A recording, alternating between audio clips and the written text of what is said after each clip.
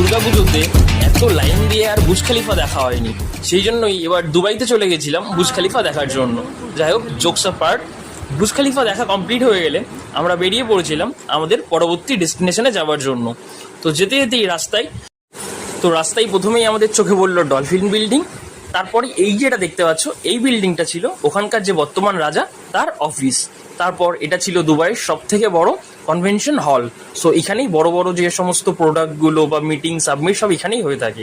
তারপরেই আমরা চলে গেছিলাম দুবাইয়ের রাজার বাংলোতে। সো এটাই হচ্ছে দুবাইয়ের বর্তমান রাজার একটা বাংলো।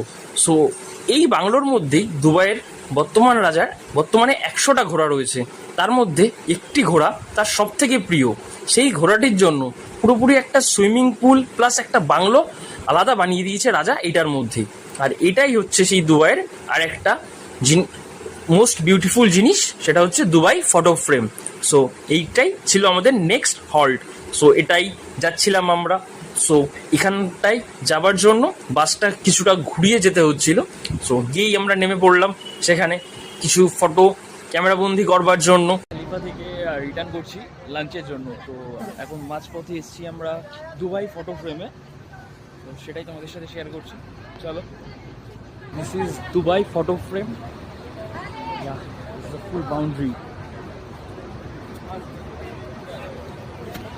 আর ভাই দুবাইয়ের গরম ভাই ফিল করছি, literally 42 degree right now. It's 42 degree gas temperature.